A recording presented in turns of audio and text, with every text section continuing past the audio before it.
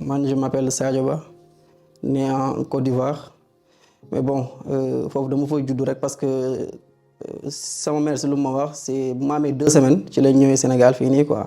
léegi nag depuis lors nag je suis ici au Sénégal mooy loolu di daan sama doole fii di liggéey quoi.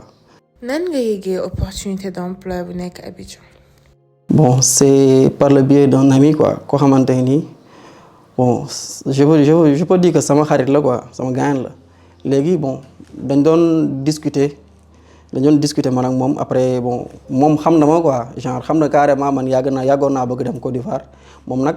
man sax boo xoolee sax man maa ko proposé pour dem fa parce que yàgg naa bu fa dem mu ne ma donc instant bii nii comme que Sénégal fii xam nañ fi doxul affaire yooyu noonu mu ne ma léegi man dama la ci appuyer parce que génn dafa baax quoi affaire yooyu noonu parce que boo nekkee ci famille fii du demee noonu man ko d'accord léegi nag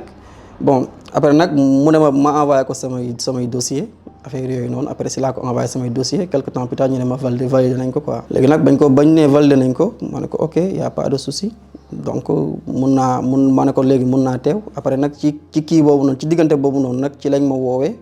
bañ ma woowee ñu ne ma il faut que ma envoyé genre 350 000 parce que 350 000 yooyu noonu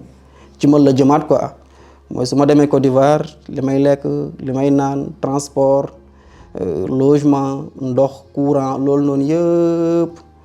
ci man la jëmaat quoi léegi su ma excès su ma liggéeyee parce que salaire u 400 et quelques mille la ma proposé foofu noonu. lan moo la convaincre nga def déplacement bi malgré le fait que laaj nañ la paiement bi. bon li ma gën a yokk daal ma dem mooy j'avais confiance en lui quoi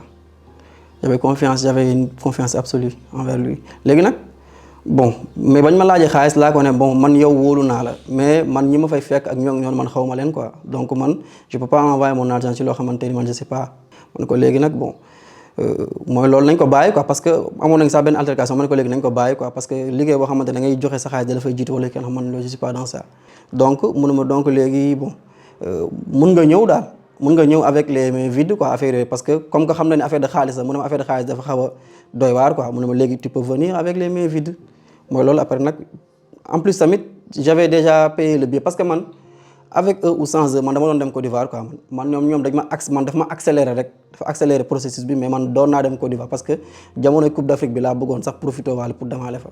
donc nag bon ba ma expliqué loolu noonu mu ne ma léegi tu peux venir avec les mains vides man ko d'accord y a aucun souci mooy loolu après nag bon ma def sama réservation après ma wàcc si foofu noonu non aller simple laa jëloon mais aller retour laa bëggoon dem mais dafa xawoon cher quoi léegi nag ma xam ne carrément su ma jël sama xaalis ma def ko si aller retour tam ma dem foofu noonu ma gis fa li ma gënal wala mooy loolu noonu léegi nag de ce fait su ma naree delluwaat kon xaalis ba dama koy perte ma ne léegi baa ma def aller simple balaa may def aller retour te ma maal tamit argent de poche may teewaale sama si man quoi léegi ma def dagg billet aller simple ñëw wàcc foofu noonu wàcc kii aéroport Houphouët-Boigny Abidjan.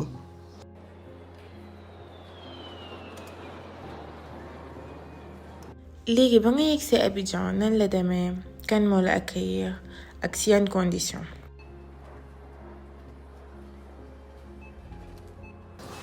bon man moom sincèrement kenn accueillir ma parce que bi ma ñëwee ba egsi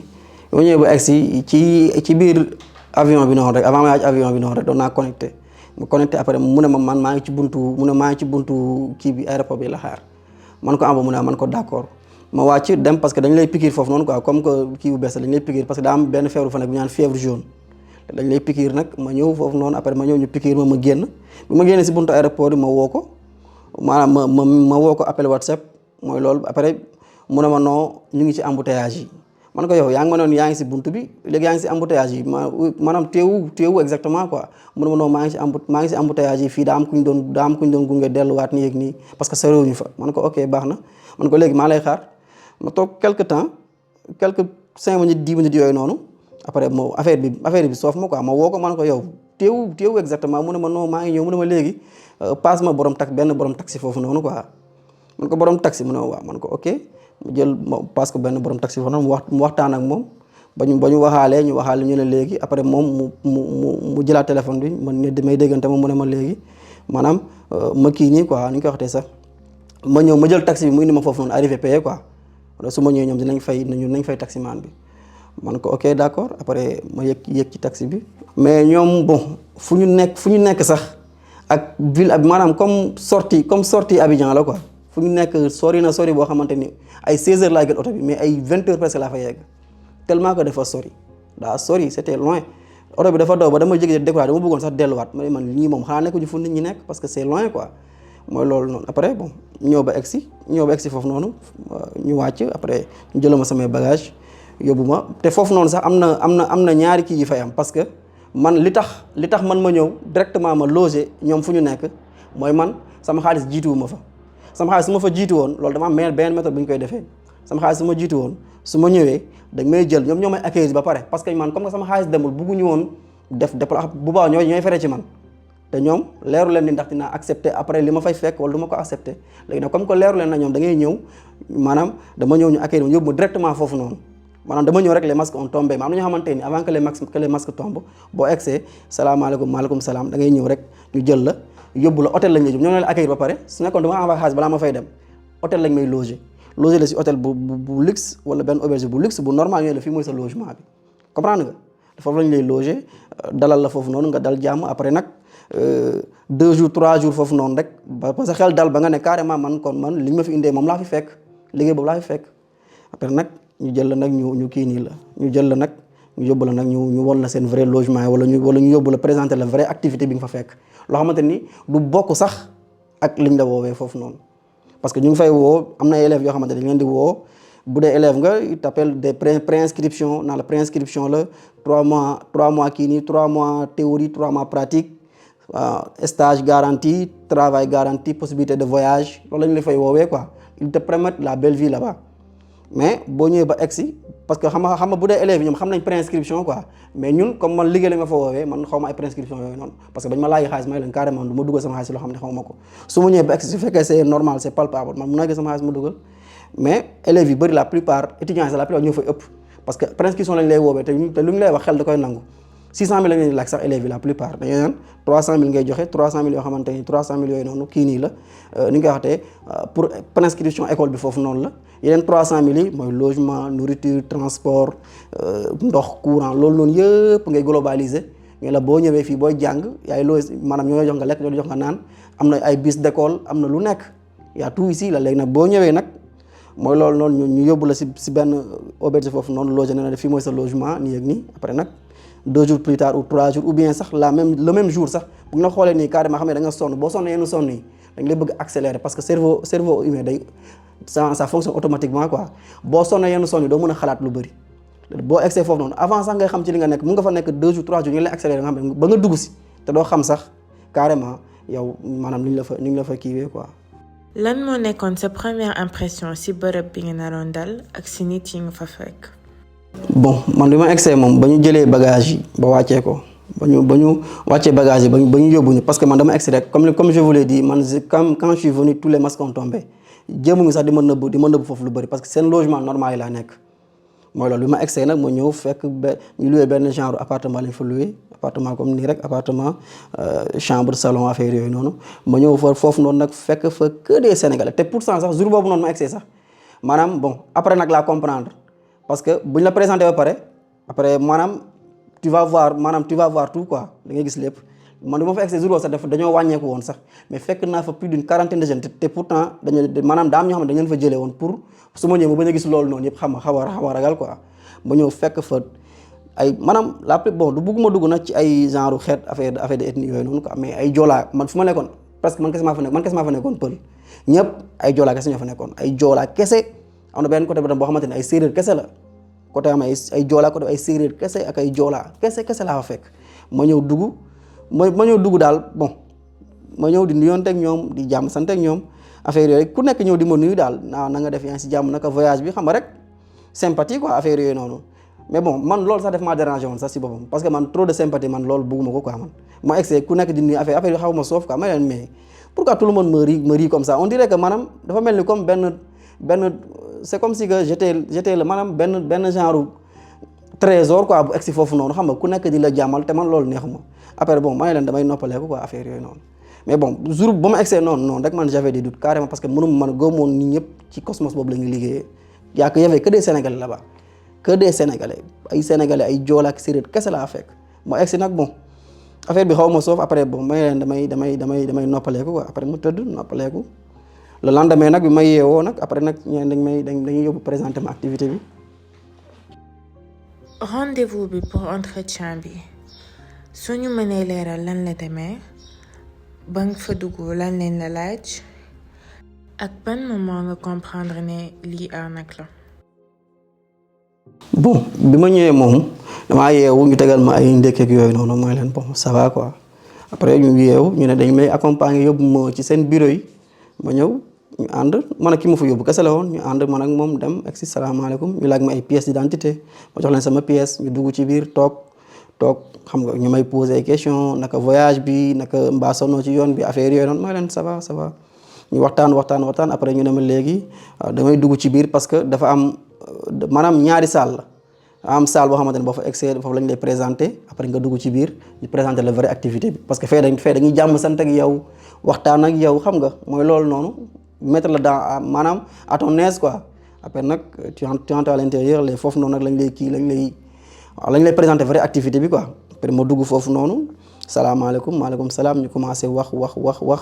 defal ma chaîne de distribution classique ak moderne parce que chaîne de distribution classique ci QNET mooy comme classique dañ lay expliquer mooy ay jamono nii maanaam entreprise yi lu bëri lu leen daaneel mooy daam benn direction bu ñu utiliser day gëmloo ni comme tey jii nga jël benn genre stylo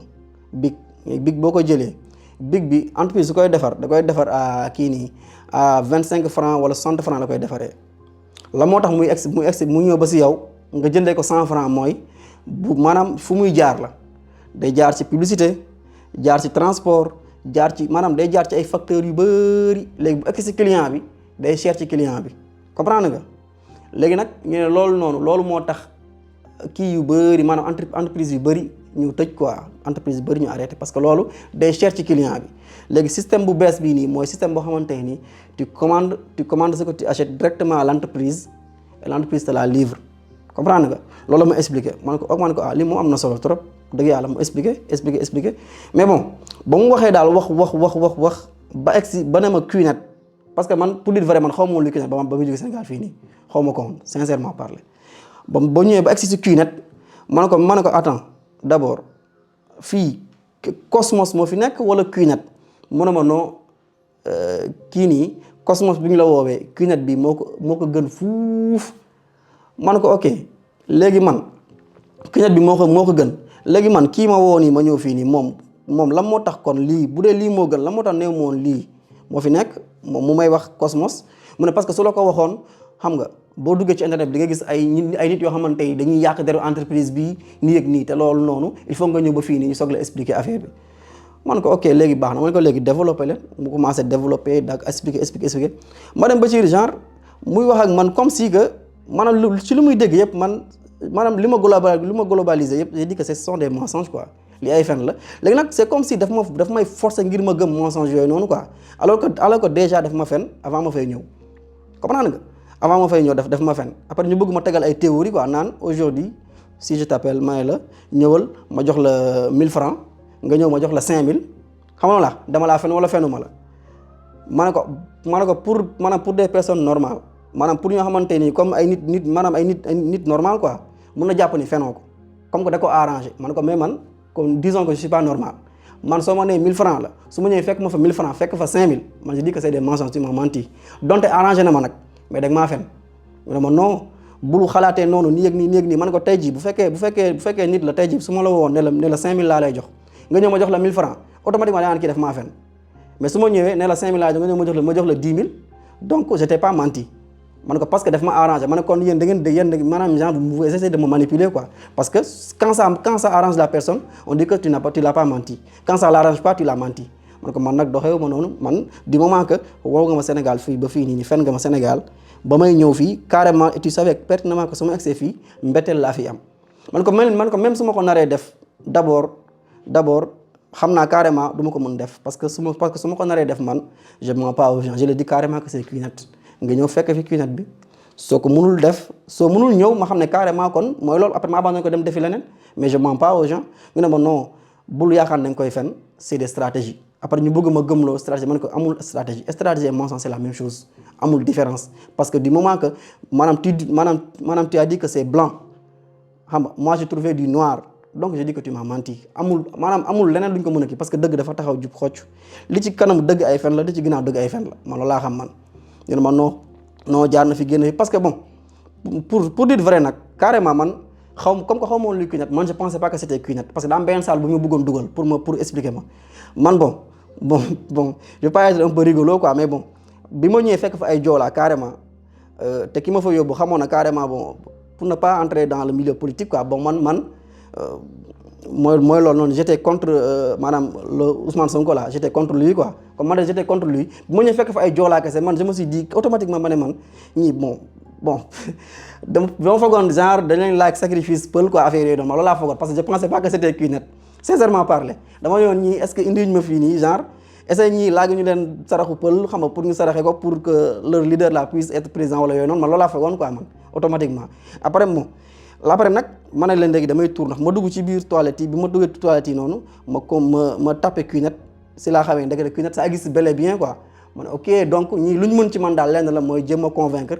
waaw donc jéem a convaincre lañu mën jéem a ndax daal la ñu mën à part loolu noonu c'est pas des tueries et sacrifices autres quoi après ma ne ok après nag si laa gënee nag ma ne carrément nag léegi nag comme que nii la bu fekkee lii kese la moom man lii je peux gérer avec parce que mënuñu maa nax donc c'était ça quoi après bon ma génn si jour boobu noonu bon dama dégancé foofu noonu sax parce que dégancé naa fa dégancé bu rëy sax xaw a tàq seen kaw foofu après ñu ne ma léegi il faut que je sors ma génn taxaw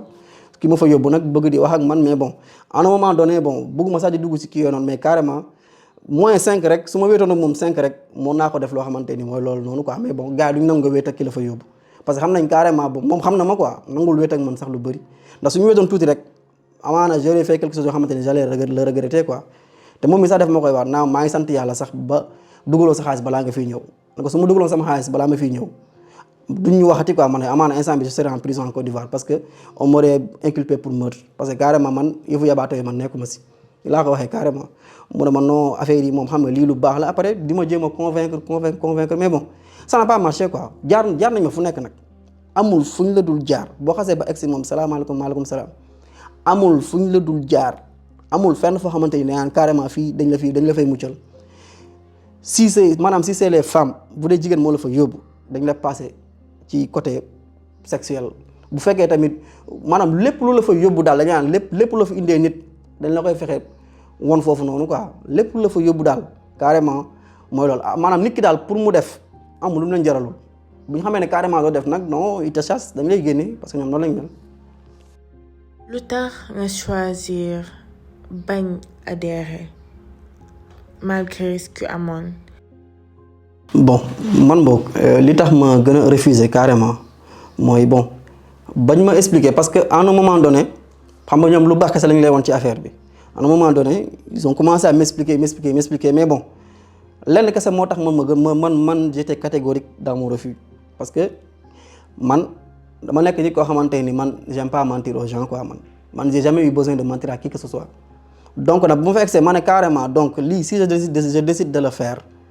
donc je vais mentir à quelqu'un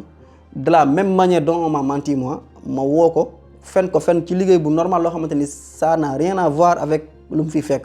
mu ñëw ma tas yaakaaram bett ko te avant muy ñëw sax amaana sax si les stratégies marchent mu dugal xaalisam balaa muy ñëw te bu egsee foofu noonu mbetteel moo ko fay jëlee après ma jéem ko convaincre ci loolu mu fa fekk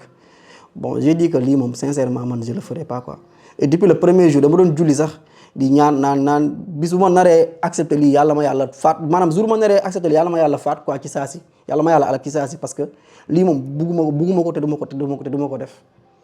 yan impact psychologique ak physique la adhérent Qnet yi daan dund. bon foofu daal bu dëgg yàlla bon soo fa egsee au début dama leen a yërëmoon quoi carrément su ma doon xool nit foofu noonu sax da ngay gis nit koo xamante ne da leen kii tollul woon nii quoi parce que dañuy jeex tàkk ils n'ont qu'un seul repas toute la journée guddi kese ngay reer te reer bi boo fuddoo gauche balaa nga jëmale droite mu jeex tàkk tellement qu'ils sont nombreux léegi nag man au début dama leen a yërëmoon quoi parce que dama doon ñëw ki ma fa yóbbu sax après dama doon ànd ak moom ci ay makki ñuy lekk man ak moom xam nga parce que carrément man dama ko yërëmoon quoi dama woon xool ma ne carrément bi maanaam lii dafa maanaam lii yow maanaam pourquoi tu choisis de rester dans cette souffrance quoi est-ce que xam nga doomu aadama ëllëg maanaam métit ba mun teg sa bakkan ëllëg di nga ko digaale sa bakkan parce que bu fekkee carrément tu peux changer les choses alors que tu les as pas changé carrément loolu noonu da nga amel sa bakkan bi di ko expliquer quoi mu ne ma non xam nga nous on choisit la misère aujourd'hui et la richesse demain affaire yooyu noonu ma dem ba ci biir nag ma xool leen ma xam ne ñii bon pour ne pas être insensible quoi maanaam du nit ñu yërëm quoi maanaam ñu jar a yërëm mooy ñoo xamante ni ñu ngi leen di woo ci seen souffrance boobu noonu ñu nekk loolu moo ma gën a metti ma ne carrément ñoom dañuy woon nañ ci seen souffrance bi ñu nekk ma ne man ñii jaruñu yërëm quoi mais bon man j'ai vu là-bas des gens yoo xamante nii am na gis naa fa koo xamante nii sax faatu na fa sax am na sax ki fa faatu koo xamante nii dafa dee foofu noonu parce que Côte d'Ivoire dafa am benn pali bu bon bu fa nekk pali bi su la jàppee bu la jàppee yenn jàpp yi métti yooyu noonu sax amaana ni ngay kiiwee am na ñoo xam ne dañuy am sax problème xel ma gis naa waa am na problème xel foofu noonu daa am santé maanaam sa santé mentale est bouleversée quoi parce que wérul noonu te du moom kese boo leen gisee sax foofu noonu ñi fa nekk dañuy dugg di génn rek mais carrément da nga xam ne carrément ñii psychologiquement ñii normal tuñu quoi nekkatuñ ay nit parce que dañuy fexe jël sa xol bi dañ koy woowal woow boo xamante ni parce que ku capable woo nit du Sénégal jusqu'en Côte d'Ivoire indi ko foofu noonu sur des bases typiquement mensongères kooku noonu man je me dis que carrément kii moom il est inhumain quoi kii nekkatul doomu aadama quoi man laa la doon jàppee man mais bon gars yi fa nekk psychologiquement moom ñooñu moom bon man je dirais que bon pour ne pas genre baisser les bras sur l'impact humain affaire yooyu noonu mais carrément je dis que ñii moom bon yàqu nañ ba pare quoi parce que y a tout là-bas y a tout il y a certaines femmes sax yoo xamante nii sax ñoom dañuy dem ba ci biir comme ça bu ñu fekkee woo nañ seen waajur yi fen leen ba xam nga ba waajur yi léegi faaletuñ leen ils sont obligés de se prostituer là-bas quoi parce que y a des Sénégalaises qui le font là-bas dañuy obligé sax di jaay seen bopp foofu noonu di waxtaan ak ay ñag te ñun xam nañ ñag ivoirien nu mel ivoirien ñoom bon noonu lañ maanaam mooy loolu noonu dañu leen di woo di leen iri ay appartement di def leen neex pour que ñu am rek lu ñuy lekk wallahi am na ñoo xamante ne dem nañ ba foofu noonu amatuñ dara lu ñuy lekk amatuñ dara mais bon pour mën a dund dañuy dem jékki-jékki rek obligé di prostituer wu pour am lu ñuy lekk yaa tout là-bas lépp loo xalaat ci ay xeetu ñaawteef am na fa moo tax la plupart du temps sax am na ñoo xamante ne bu ñu ñibbisee sax bon je lance un message aussi si parents yi quoi nit ki bu jugee foofu ba ñibbisi na ngeen ko xool bu baax quoi na ngeen ko xool psychologiquement bu baax quoi parce que ñu bëri dañuy ñibbisi dañuy am problème xel man gis naa ko xamante ne ñibbisi na bon am na problème am na yow dañu fay ñibbisi tam indi ay feebar yu bon feebar yoo xamante ni des maladies des MST quoi des maladies sexuellement transmissibles affaire yooyu noonu am na yoo xam dañu fay indi ay palu yu ñu dañ fay indi genre doo sax comprendre parce que da nga fay nekkin boo xamante nii maanaam même je dirais que même sa noon sax koo xamante ni moom nga gën a bañ wallahi waroo ko yéene foofu noonu quoi billahi maanaam c'est pire que la prison quelque chose qui est pire que la prison nag donc vous allez imaginer le reste c'est pire que la prison wallahi li fa nekk moo gën a bon sax nga jàpp ni tëj ko kaso 100 mètres gii billahi wallahi moo gën a foofu noonu tellement que c'est tellement maanaam te lu gën a bon mooy maanaam les gens ils acceptent aussi dañ koy accepter parce que day dem ba ci biir te tamit dafa am loo xamante ne mu ngi fa mooy nit ñi bu fekkee da nga ñëw salaamaaleykum maaleykum salaam yoroo kii nii bi quoi maanaam yoroo xaalis bi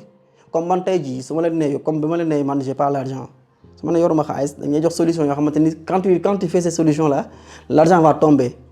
forcément solution yooyu noonu mooy genre tu peux maanaam yow tu simules maanaam da ngay simuler ay arrestation naan dañ la faa jàpp wala nga simuler ay maladies am na ñoo xamante dañuy jël bande seen yaram bi yëpp def si ay peinture ak ketchup mu mel ni deret nga mel ni ku accidenté xam nga bande sa yaram bi yëpp après photo ko yónnee ko sa waajur naan ko dama accident fii ñi naan dañuy jël ci seen bopp takk lañ ba ñu dëgër këcc xam nga jël seen yaram bi yëpp def ko peinture mel ni comme deret quoi mel ni dañ laa dóor ba ngay bëgg a dee nga photo ko yónnee ko say waajur naan dañ ma fay jàpp parce que loolu noonu yëpp c'est le fait d'accepter quoi parce que comme man j'ai pas accepté de faire leur truc là nanguwuma ko man je l'ai pas fait mais quand tu acceptes parce que man je dis que la plupart du temps problème bi nekkul ñi la koy def loo quoi man je dis que yow mi nangu def ko problème bi yow la parce que loolu yow yaa koy d'accord pour def ko parce que tu veux que l'argent vienne parce que xaalis boobu ñu lay laaj mooy xaalis bi ngay jëndee seen produits yooyu noonu ñuy jaay boo ko jëndee maanaam chaque nit boo gis Qnet xamal ni c'est un produit Qnet ne reconnaît pas les gens xamul kii wala kii Qnet produit la xam nit boo fa gis soit c'est un biodisque soit c'est un chipanda nit boo fa gis xoolee ko noonu quoi ñëpp ñu fa nekk ce sont des produits quoi ñoom ce sont des produits te produits yooyu moo indi yeneen produit maanaam produit bi moo indi beneen produit donc nag boo demee nag ba jël nit ñi maanaam boo calculer nit ki produit la kon xam ne kooku noonu situation am kooku yow sa yoon neew si lu muy dund foofu noonu tu t'en fous maanaam tu prends la personne tu dis que celle-là c'est mon produit de ça celle-là c'est mon produit de ça donc yow lu mu fay dund bon nit koo xamante ne objet la quoi un objet kooku moom on peut dire que kii moom c'est mooy loolu noonu. léegi est-ce que mën nga ñu nettali sa rencontre ak ancien membre CUNED bi. bon kooku moom dama demoon ci benn Macky mooy jaakatu kii nii jaakatu ndekki foofu noonu quoi may lekk moom mu fekk ma fa ba moo fekkee nag moom ñoom xamee nañ sénégalais ñoom bu ñu xoolee gis xam ne kii étranger la maanaam kii c'est un sénégalais rek si tu es béninois wala ku mu mënti doon parce que c'est pas seulement les sénégalais hein. Y a des béninois y a des nigériens y a tout façon xeet yëpp ñu ngi Côte d'Ivoire foofu noonu di def loolu noonu léegi bu ñu la gisee bu waxtaanee yoo xam ne carrément sénégalais nga après moom mooy loolu ñuy waxtaan man ak moom ñu toog mooy expliquer ko après mu ne ma bon dafa ñëw rek ne ma leader parce que dafa yaakaar même yàgg naa fa quoi fekk je pense que ay 2 semaines laa fa amoon ba fa yaakaar ne yàgg naa fa mu ne ñëw ne ma leader parce que loolu seen terme yi ñu utiliser la quoi ma ne ko ban leader mu ne ma non tu n'es pas un leader ma ne ko non mu ne ma non mon ami il faut laisser ça quoi il faut laisser votre cunette là parce que ça c'est pas bon ma ne ko pourquoi tu dis ça mu ne ma man j'ai fait 10 ans dedans ma ne ko man je ne suis pas entré mais en ce moment là je veux trouver du travail ici en Côte d'Ivoire quoi moo tax may kii nii mu ne ma non man bon quand j'étais vu carrément je sais carrément yow je pense pas que yow ci nga nekk mais je t'explique mu ne ça là moi j'ai été dans maanaam def naa ci 10 ans mu ne moom def na 10 ans ci CUNED 10 ans depuis 2010 jusqu'en 2021 presque 11 ans sax la ci dem mais 11 ans et quelques mois moo desoon te moom duré na fa quoi et sa famille yaayam papam seen waa kër ñëpp ci lañ nekkoon léegi ba ma waxee loolu noonu nag après si laa xam ne ma ne ko man bon man lii comprendre ma ci lu bëri quoi juste que man c'est le mensonge qui me dérange quoi woo ñu Sénégal ba fii nii man c'est ça qui me dérange man loolu noonu moo tax man du ma ne man je le ferai pas mu ne ma non ab mise à part le mensonge sax parce que maanaam CUNED c'est de mensonge en mensonge moom sax moom ko expliqué c'est de mensonge en mensonge boo egsee benn niveau bi maanaam booy soog a ñëw fen yooyu nga soxla fen yooyu kese lañ lay woon fen yu lay permettre nga dugg si loolu kese la mu ne ma après boo jàllee si beneen niveau dañu gisaat yeneen fen nga jàll beneen niveau gisaat yeneen fen day dem ba ci bi nag fen yi doo ko mën a supporter te avant nga yegg ci fen yooyu noonu moom dama expliquer psychologiquement mu ne balaa nga yegg ci fen yooyu noonu day fekk ta famille est détruite tu n'as plus d'amis tu n'as plus de repères tu n'as personne léegi bu ko defee yow tu seras maanaam le vrai objet nag de CUNED tu seras là-bas di convaincre ay nit di fen ay nit di continuer di dem rek maanaam c'est une descente aux enfers quoi foofu rek ngay nekk comprendre nga moom si la ma expliqué quoi man dama bëgg gën a comprendre maanaam le vrai sens de CUNED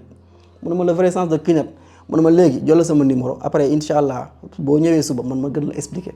ma jël numéro après nag lendemain bi ma ñëw fa taxaw man ak moom mu may expliquer ma jël sama kay parce que yoroon naa sax kay boo xamante ne moom taxaw ni mu may expliquer may bind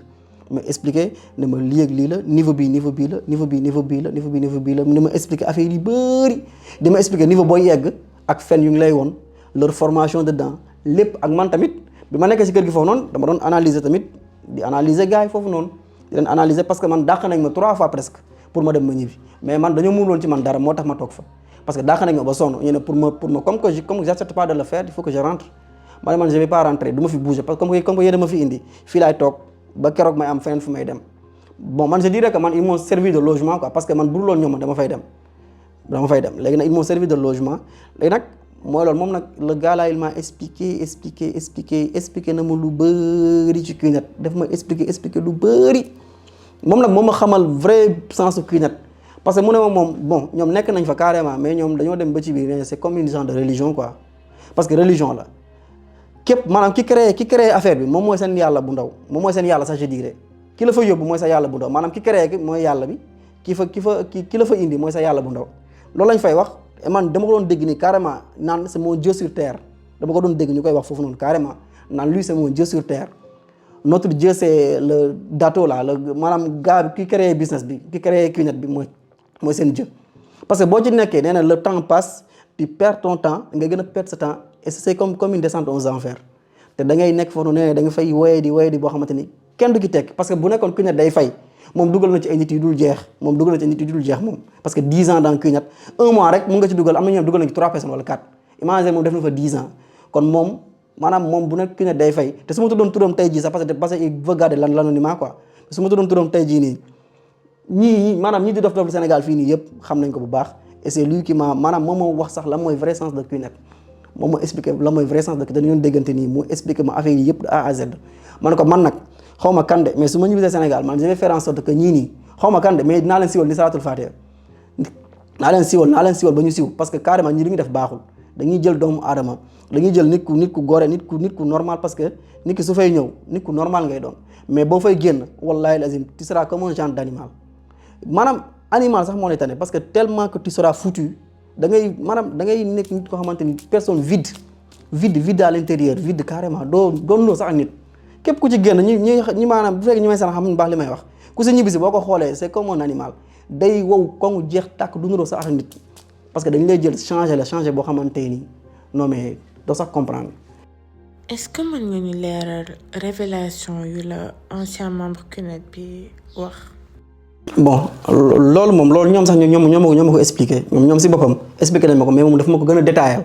gën ma koo leeralal mooy QNET ñoom lu ñuy def ils font commerce de vente directe maanaam genre QNET comme li ma leen expliqué chaîne de distribution classique moderne yooyu noonu classique bi moo tax maanaam entreprise yi bëri daanu QNET lu muy doxee mooy tey jii quand tu commandes maanaam boo commandé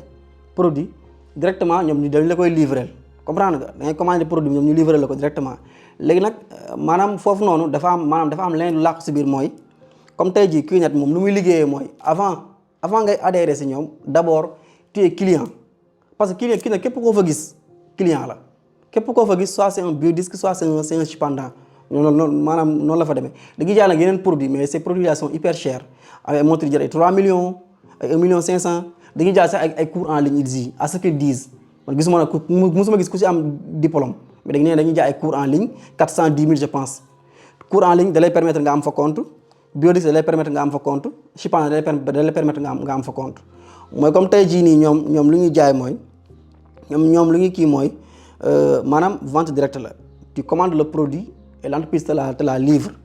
léegi nag loolu noonu maanaam boo commandé produit QNET boo duggee si ñoom il faut nga dugal d'abord lu mu bon benn 410 000 wala 430 000 wala 450 000 wala 470 000 ñetti 400 000 yooyu noonu daal moo lay permettre yow nga am fa compte comprendre nga te loolu noonu mooy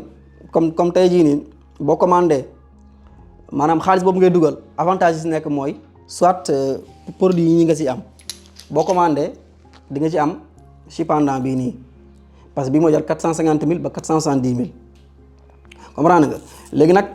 à part bii nii mun nga commandé at ñu jox la tamit bii nii comprendre nga maanaam mun nga commandé ñu joxaat tamit bii nii biodisque la wala chipendant ñaari daal moo lay permettre nga am fa compte ñaari ak cours en ligne boobu noonu ñu wax moo lay permettre nga am fa compte te boo fa amee compte avantage yi nekk si compte bi mooy comme tey jii nii comme comment dirais-je avantage yi nekk si compte bi mooy di nga am HN maanaam numéro de matricule international maanaam comme tu n'as pas besoin de passeport ni de visa boo amee loolu noonu dans leur dire léegi nag nga am tamit 90 ans de contrat avec l'entreprise QNET te 90 ans de contrat avec l'entreprise QNET yaa ngi dégg nga am tamit kii nii mot de passe ak code PIN te tam sa compte boobu noonu nga am ak ñoom 90 ans boobu noonu ci diggante bi boo ci décédé sa doom wala sa sët mun na koo doon noonu la quoi léegi nag loolu mooy avantage yu xaalis boobu nga dugal léegi nag soo bëggee nag entreprise bi fay la il faut d'abord comme yow ni nga jëndee xam nga tey jii bu fekkee lii da nga koy jënd comme tey jii nga jënd lii nii nga koy exposé di ko jënd maanaam ñu exposé ko taxaw di ko jaay dëgg yàlla lii xam nga kenn ko jënd lii moom man lii jaralu ma sax ñaar fukk su ma ko doon may sax du ma ko jël léegi nag ñoom nag dañ lay jaar si ay pexe maanaam boo xasee ba jënd lii nii il faut que yow tamit nga fexe tamit nga jënd loolu tamit ay nit comme lii nii dañ koy jëndaloo tamit ay nit tu vas faire en sorte que les gens achètent maanaam tu es client qui amène des clients pour avoir des commissions comprendre nga maanaam boo xoolee c'est l'entreprise qui en bénéficie parce que lii boo ko jëndee nga am compte ak yooyu noonu il faut d'abord il faut tamit nga indi ay nit ñooñu ngay indi mooy da maanaam QNET nu muy demee c'est de 2 branches ñaari loxo yi lay demee un à gauche un à droite comprendre nga un à gauche un à droite ñaari loxo yooyu noonu ñooy demandoo pour nga mën ci encaisser. lan mooy pyramide de Ponzi modéré. pyramide de Ponzi modéré bi maanaam ñoom c'est un pyramide de Ponzi boo xamante ni dañ ko modéré léegi ñu def ko système binaire parce que système binaire loolu mooy comme tey jii nii maanaam du moment que maanaam la personne que tu amènes elle peut gagner avant toi donc là c'est plus pyramide de Ponzi comprendre nga mais man je me dis que boobu moo gën a bon parce que boobu noonu comme tey jii mun nga fa indi nit ñu bëri y a même des élites yoo xamante ni ñu ay élites yu mag lañ ils ont arrêté mais ñu ngi fa yóbbu ba léegi ñu ngi fa parce que maanaam ñoom maanaam moom li may am ça dépend pas de toi comprendre nga moom bu duggee côté am lay liggéey mu dem yow boo duggee sa côté ngay liggéey nga dem comprendre nga moo tax boobu moo gën a bon sax parce que boobu noonu mun nga ko bàyyi moo tax mu solide mu maanaam da nga gis ko xamante ni ku mag a mag la bàyyi ko mais boo xoolee réseau bi ni muy demee carrément yaa ngi je dépends pas de lui kon moom amaana moom il est déconcentré il a arrêté c'est son problème mais moi je vais continuer comprendre nga léegi noonu la léegi nag boo bëggee ñu fay la nag boo xoolee boo bëggee ñu fay la mooy tey jii il faudra que tu amènes 2 personnes logique bi laa lay expliquer quoi da ngay indi 2 personnes mooy comme tey jii nga indi benn personne à gauche moom mu dugal 430 000 wala 460 000 wala 450 wala si 400 000 yooyu noonu daal à gauche nga indi tamit beneen tamit personne à droite moo tax mu dugal moo tax mu jënd loolu nga jënd yow nga am ci loolu mooy activation maanaam boo indee ñaar nit laa tuy activé activation nga am ko activation boobu noonu 30 000 francs ngay fayeeku maanaam yow dugal nga sa 430 000 nga indi beneen personne mu dugal 430 000 à gauche beneen personne 430 000 à droite yow nga am ci 30 000 francs loolu maanaam loolu mooy payoor gi quoi yaa ngi dégg léegi nag bu loolu paree nag ñaar ñooñu noonu boo leen indee ba ñaar ñooñu ñoom tamit bu ñu concentré ba dugal da ngay pousser ki nekk à gauche mu indi 2 personnes moom tamit mu def comme yow nga pousser tamit ki nekk à droite mu def comme yow après yow si nga amee 120 000 comprendre nga te loolu noonu sax maanaam loolu sax boo ko defee parce que loolu noonu comme li ma la expliqué nii nga dugal 3 personnes à gauche 3 personnes à droite xam nga loolu mun nga fa nekk ay at doo ko réaliser maanaam tu peux faire là-bas des années te doo ko réaliser parce que loolu dafa yéex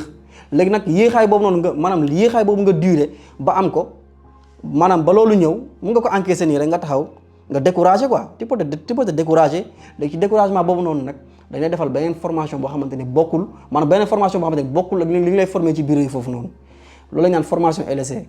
formation LSE boobu noonu dañ leen di jël te maanaam 120 millions ñu la jox dañ koy xëppaat si ñoom ba tegaat ci leneen mooy 120 millions yooyu noonu formation bi d'abord tu le payes da nga koy fay da ngay fay formation bi 90 000 ngay fay léegi 120 000 lañ nga jox fay nga d'abord 90 000 pour la formation d'abord li ngay solo ñëwagul li ngay lekk ñëwagul li ngay naan ñëwagul loolu yëpp boo ko globaliser te ñoom dañuy daa may déguisement yu ngi sol à part déguisement yooyu noonu mooy déguisement maanaam c'est leur propre déguisement te ñoom ñoo la koy jaayaat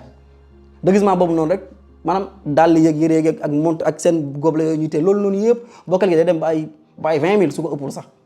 comprendre nga loolu noonu ngay sol nga dem maanaam nga dem transport ñëwagul transport dañ koy fay formation bi kese nga fay 60 000 wala 90 000 mais transport bi dañ koy fay yaay fayal sa bopp transport yaay fay lépp nga dem foofu noonu nag parce que boobu beneen formation la boo xamante ni comme que duré nga comme que remplir nga les premières conditions il faudra qu'il te forme formation yi dañu la fay mën a téewaatee parce que bu fekkee formé woo boo recevoir 120 000 di nga taxaw nga ne man j'ai duré ici presque 6 mois te 6 mois yëpp ma doon fay passe di fa dem ma doon def lépp kon man sama xaalis moo fa dem quoi léegi nag xam nga di nga ci génnaat léegi nag dañ la fay téye pour gën la former pour que nga gën la mën a bourrer le cerveau ci ay formation yi dañ la fay téye formation yoo xamante ni presque toute la journée si maanaam si lañ lay mettre en garde nag avec les gens comme ñun les gens qui ne font pas que ce sont des classicomanes on dit que ñun ay classicomanes la ñun on est les gens du classique ñoom ce sont les gens du network on est les gens du classique maanaam nous bon pour ne pas être insolent quoi ñu nous considère comme des fous quoi ñun ay dof lañ ñun képp ku deful leur marketing là t'es un fou quoi alors que c'est eux les fous de mais ils nous considèrent nous comme les fous léegi nag ils vont te mettre en garde avec toutes les personnes léegi ñu ngi lay mettre en garde mooy dañ lay naan carrément di la former foofu noonu naan la sa yaay si boppam bu la ci bëggee génne xamal ni sa yaay si boppam sax si sa noonu la bokk comprendre nga naan di nga toog maanaam lépp li ngay jànkonteel au cours de route ci lañ lay mettre en garde ak loolu noonu naan la comme dañ la fay jàngal sax nu ñuy sax déggoo sax les gendarmes les policiers dañ lay jàngal ni ngay waxee ak policier ni ngay waxee ak gendarme ni ngay waxee ak autorité ni ngay waxee ak président dañ lay jàngal maanaam képp koo taxaw di wax ak moom maanaam da ngay ànd ak benn éloquence boo xamante ni carrément la personne ne va pas dire que kii nii non kii maanaam kii c'est un méchant quoi doo leen ne kii ay ñii bon da ngay naan ce sont les gens qui n'ont pas compris comprendre nga parce que dañuy jékki-jékki rek seen bureau yi seen formation yi foofu noonu ci digg àll lañ koy defee ci digg àll lañ leen yóbbu di leen former foofu noonu pour gën leen bourrer le cerveau léegi nag dañuy jékki-jékki mooy ñoom lu ñuy tëddee noonu ci biir néeg yi foofu noonu parce que dañu leen di former formation xamante ni toute la journée ba ay 2 heures du matin léegi nga ne la benn une heure de temps ñu dugg ci buntu bi rek brusquement comprendre nga dugg ci buntu bi brusquement léegi ñu ngi dugg brusquement noonu maanaam c'est pour leur mettre en garde pour leur dire que demain mu ngeen nekk ci bureau la police peut débarquer comprendre nga quand la police va débarquer il faut ñu jàngal leen ni ngeen mën a gérer maanaam les policiers instant boobu noonu quoi maanaam chaque moment chaque difficulté bi ngay rencontrer ci au cours de route ils vont te mettre en garde pour wan la ni carrément ça c'est normal léegi da ngay dem ba ci biir moo tax ñi fa nekk ñi xas ba def formation yi pour ñu génn ci problème la parce que boobu ils t'ont mis en garde contre tout le monde naan la képp ku la ci bëgg génnee c'est ton ennemi képp ku la ci bëgg génnee kii buggu la képp ku la ci jàppalewul sax kii buggu la comprendre nga ils vont te mettre en garde avec les gendarmes naan la carrément maanaam yaa ngi soog a def nag cuinette yaa ngi koy soog a def naan tu iras en prison di la ko wax ne tu iras en prison maanaam sa yaay dina la ci bàyyi sa papa dina la ci bàyyi say waa kër dina la ci bàyyi ñëpp sa famille toute ta famille va te laisser comprendre nga léegi nag boo demee ba au cours de nga jékki-jékki gis sa yaay rek beddi la ne la bëggatuma la nii man jortuma la nga ne ah il me l'avait dit comprendre nga dem ba ci biir ñu jàppale ki tëgg la nga naan ah mais on m'avait prévenu comprendre nga parce que ils savent que ça va arriver comme ils savent que ça va arriver ils vont te mettre en garde pour que après bu la dalee nga ne ah mais il me l'avait dit donc c'est normal comme daal lépp lu la ci dal lépp lu nga ci saaga lu nga ci xas wala lu nga ci bàyyi carrément tu vas te dire que carrément lii c'est normal comme mu am c'est normal parce que il m'avait prévenu sur ça dañ leen fay téye ci ay formation yoo xamante ni foofu nag la ñu gën a jëlee seen kersa comme nit bu ci duggee nii au début nii nit bu ci duggee au début ni muy ñàkkee kersa noonu maanaam pour mu comme surtout les filles là bu ci duggee pour mu maanaam pour qu'il se bazarde en homme c'est comme bonjour pour mu joxe boppam ci góor c'est comme bonjour mais boo demee fee ci formation yooyu noonu nag ci lañ lay gën a mën a bourrer le cerveau woon na ni carrément lépp loo mu ci def pour développer ce réseau bi tu dois le faire naan tey jii nii comme tey jii nii ne pense pas à aujourd'hui ce que tu fais aujourd'hui pense à demain ce que tu vas devenir comprendre nga léegi comme demain maanaam ils vont te dire que son avenir de demain c'est ultra performant et c'est ultra maanaam dafa leer da ngay tekki par la force comme que da ngay tekki yow daal lépp loo mënti def instant bii nii jàppal ne suba boo paree bu dee da ngay fen na nga fen bu fekkee góor da nga fa bëgg a dugal góor maanaam mu laaj la boppam pour yooyu noonu pour mu def na nga ko def parce que nit ki su miinee rek après c'est fini quoi loolu la ñu naan nit ki su miinee rek après c'est fini moom il va travailler de son côté après mooy la jàmm comprendre nga léegi noonu la ñuy mettre en garde jël leen fa di jël seen kersa dañ leen di futti nii ils vont maanaam dañ leen di futti nii carrément ñu bëri nañ maay wax ñu may weddi si loolu noonu mais il faut que ñu xam ne carrément ki ne dafa bëri ay branche Oscar mu branche yi nekk Dakar fii nii branche Oscar bii boobu il te présente l'activité mais dañ lay fatt guddeeg bëccëg ils vont faire délégation à ta maison def délégation fi ngay liggéeyee fépp lañ lay topp duñ la mës a bàyyi tant que duggoo ci ki la fa yóbbu tant que yow duggoo ci rejoindre ko du la mës a bàyyi da lay topp fépp foo dem boobu noonu man boobu je dis que sax boobu je dis que boobu bon na de mais boobu moo tane bi réseau Infinity Millénial bee ne moo ko tane parce que réseau Infinity Millénial boobu noonu réseau Kidnet la boo xamante ni ñoom les stratégies extrêmes yoo xamante ni extrême la boobu moo fa nekk moo tax ñi may weddi nañu dem gëstu Infinity Millénial lu muy def te Infinity Millénial c'est un réseau de Kidnet ça appartient à Youssouf Silla c'est un Ivoirien moom réseau boobu noonu moom moo ko créé comme tey jii man su ma fa nekkoon ma dem ba sama réseau xaw a yaatu ma defal sama réseau ba mu xaw a yaatu donc dama koy jël tuddee ko Sadio loolu man la conseil wala ma tuddee ko réseau égalité wala maa xam na laa koy tuddee comprendre nga comme réseau bi maa ko moom xaw na rëy comprendre nga je peux prendre le nom que je veux tuddee ko loolu noonu loolu kese loolu mooy différence bi mais y a aucune différence entre maanaam Kidnet bi benn Kidnet parce que xaalis boo fa dugal c'est Kidnet maanaam bi nekk Malaisie Kidnet normal ñoom ñoo ko encaissé seen siège yi ñoo koy encaissé comprendre ngeen affaire bi noonu la demee léegi nag la plupart na ñoom ils essaient de différencier les choses naan non ñun defuñu loolu lii amu fi différence bi lenn kese la ñi maanaam ñi koy def ay Mbour ay Thiès ay yooyu noonu ñoom ils le font à temps plein ñi nekk Dakar fii nii Dakar fii képp ku duggoon Kidnet amul ku ci duggul ñu bëri dugg nañ ci mais dañ ciy dugg da nga ciy génnaat parce que fii da ngay yeewu dem formation ñëw formé ba 18h nga génn maanaam ñoo xamante ni yow da nga leen ko présenté woon nga topp leen seen kër topp leen seen bërëbu liggéeyukaay topp leen fu nekk ngir ñu dugg si loolu mooy doon sa liggéey te dee dem ba ci biir maanaam di nga toog quelque temps yow pour nga génn ci day yomb nga dem ba ci lii moom dëgg yàlla dara jaru ko fi quoi après tu vas arrêter mais fële tu vas le faire à temps plein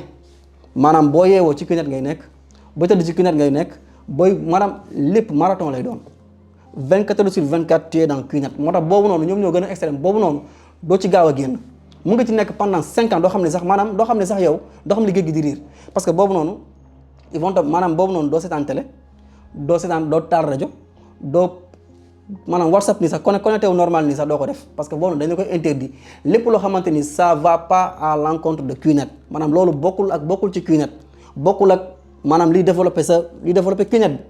bi tu le fais pas doo ko def maanaam benn instant ngay manipuler sa téléphone mooy instant boo xamante ni tu appelles la personne à venir maanaam l'instant que tu mens à la personne pour qu'elle vienne yaa xam mensonge boo koy fen man te dañu lay jàngal sax nooy fene nit ki day naan carrément maanaam nit ki soo koy actionné pour mu ñëw du yow yaay wax ak moom ñoom dañu lay naan wax ko lii parce que ñoom comme que ñoom yàgg nañ fa xam na ñu def ba indi la fa loolu lañ lay def la yow tamit jàngal la nooy fene nit ki pour mu ñëw noo koy fenee ngir mu toog noo koy fenee ngir mu maanaam ils t'apprennent à mentir que des mensonges ils t'apprennent à être un menteur professionnel fen moom maanaam xaw ma kan de mais nitu QNET moom fen moom dëgg yàlla moom nekkul ñaaxewuñ ko man je dis que c'est une nouvelle religion quoi une religion mensongère fen moom di nga ko moqal wel. jàppale nga sa benn collègue mu bañ a daanu ci secte bii di QNET soo ñu mënee leeral histoire bi.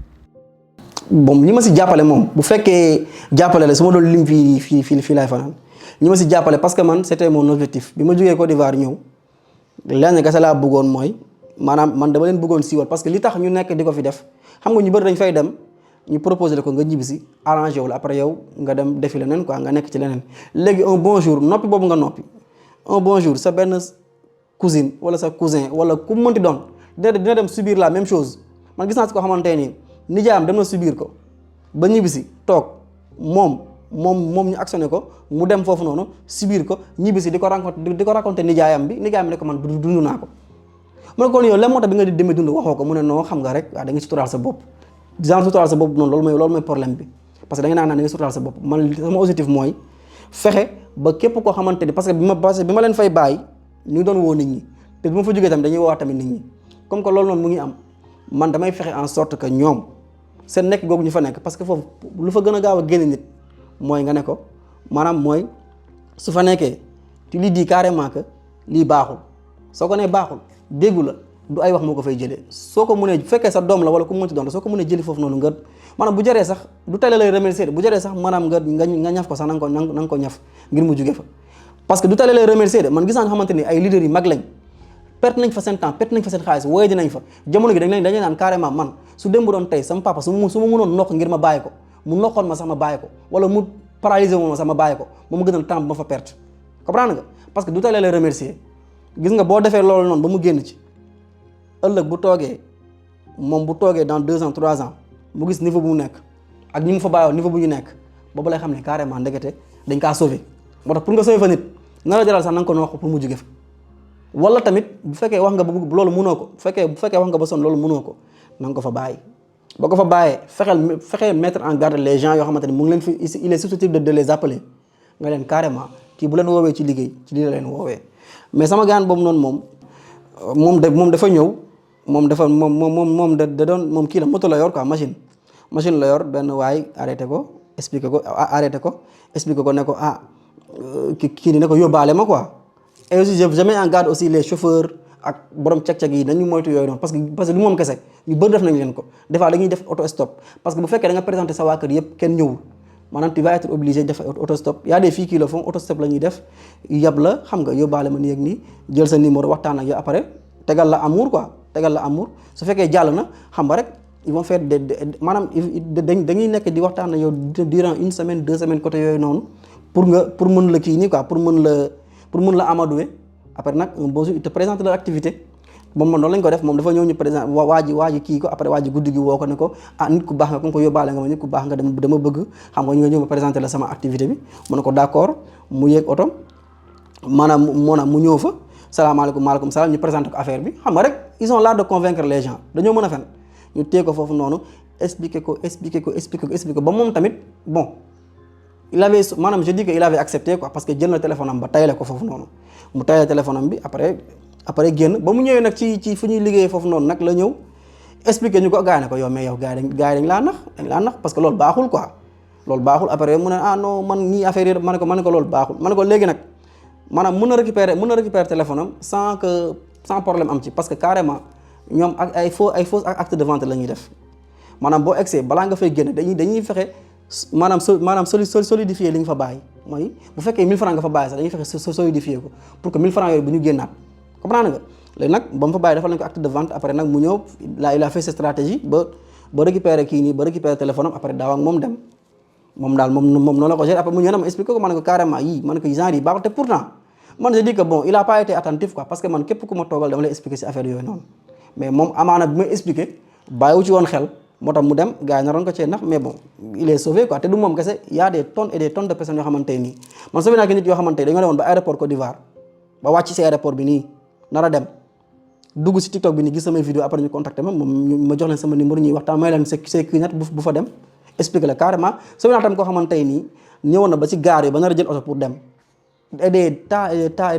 de personnes sauvé naa ci ay nit yoo xamante ni man bon mënuma ko sax compter moo tax may dugal vidéo yi ngir ñu jàll parce que pour que les gens comprennent que nit su lay woo ci liggéey ci lii nii la pour nga bañ fa dem perte fa sa temps parce que tu as 1000 chances de ne pas le faire su fekkee tu es prévenu à l'avance mais boo fa excès laa lay wax nii maanaam tu as 1000 chances de le faire aussi xanaa kay nga nekk nit koo xamante ni maanaam da nga dëggu boo xamante ni c'est maanaam dëggu bu dëgër moo lay permettre ba yow doo ko def mais sinon boo excès si ñoom lu ñu mënti def ngir nga def ko dañ koy def maanaam sur tous les plans ils sont prêts plan boo mënti xalaat sur terre ils sont prêts pour mooy loolu pour def loola ko. est-ce que QNET mës na la topp si yoon wala est-ce que membre QNET yi mës nañ la menacer ndax sensibilisation bi ngay def. menace moom chaque jour maanaam des fois su ma yeewoo sax daju ma menacé maanaam gars yi moom tey moom xanaa dañoo noppaleeku chaque jour dañ may menacé bis bu yàlla sàkk menacé nañ ma de mort menacé nañ ma de plainte menacé nañ ma de tëj kaso. ak tamit xaw ma ay affaire de njabar yu ay affaire de maraboutage yooyu noonu menacé nañ ma si lu nekk parce que la plupart bon bëggatuma dugaat si affaire de xeet mais la plupart ay joolaa ñu fa ëpp quoi ay joolaa yu ñu fa ëpp dañ ma waxee naan ay bois sacré lañ lay yóbbu ay dañ lay naa lu nekk wax nañ ma ko quoi mais man dama leen ne carrément bu fekkee daal yàlla mooy rey nit wala yàlla mooy faagaagal nit yàlla mooy faagaagal mais du yéen may faagaagal parce que yéen mënoo leen ci man dara su fekkoon mënoo leen ci man dara def nañ ko bu yàgg dañoo mënul ci man dara rek parce que carrément man ñoom lu ñu def du yoon teguñu ko si yoon teguñu ko ci dara dañuy jël ay nit di leen toroxal di leen woyee jiloo te loolu baaxul santul yàlla donc nag man tout ce que je peux faire pour que ñoom ñi fay torox mu limité wu si ñoom dinaa ko def ba mu limité wu si ñoom parce que ñoom bu limité wu si ñoom dinañ ko bàyyi mais su fekkee ñu ngi am nit ñi fay indi di leen nax loolu mu may gën a metti man parce que nit ku ñuy woo la personne qui n'a rien demandé toog fii di liggéey nekk si jàmm ji xëy benn jour woo la yóbbu la fa toroxal la ba nga ne tot te boo duggee QNET billahi wallahi de un tu vas perdre ton temps du xaalis bi nga fa ñàkk sa xaalis sax garaawul mais le temps que tu perds là-bas di nga fa perdre sa temps perdre fa tamit sa xaalis te lu gën a bon tamit mooy tu vas perdre tam tes repères parce que boo fa nekkee ñoom dañuy fexe concentrer la ko ba sa famille di nga am ak ñoom problème sa yaay di nga am ak ñoom problème sa papa say xarit say am di jàmm say mbokk yëpp di nga am ak ñoom problème te finition bi mooy la finition de QNET c'est juste génn ci di nga ci génn nit ki moom lu mu ci yàgg dina génn mais génn gi balaa nga ciy génn day fekk toroxal nga ay nit yoo xamante ni kenn xamul ñan la te loolu moo gën a bon moo tax doomu aadama ay liggéey de référence yi nii liggéey yoo xamante ni tu réfères des gens tu les fais amener yooyu baaxul man je dis que baaxul parce que problème du yow kese problème su problème amee suba ñi nga fa dugal ñoom ñëpp di nga leen toroxal après boo génnee àq boobu yaa koy gàtt te àq boobu xajul si nit. lan moo tax tey jii nga décider partager publiquement sa histoire sur TikTok. bon man moom li gën a tax ma koy wax comme ni ma ko yàgg waxee rek li gën a tax may wax mooy man boog pour dire vrai bu dee dëgg rek la ñuy wax ñu bëri dañuy ñibbisi di ma raconter seen histoire yi ñu fa dund mais man bon yàlla xam na ni dund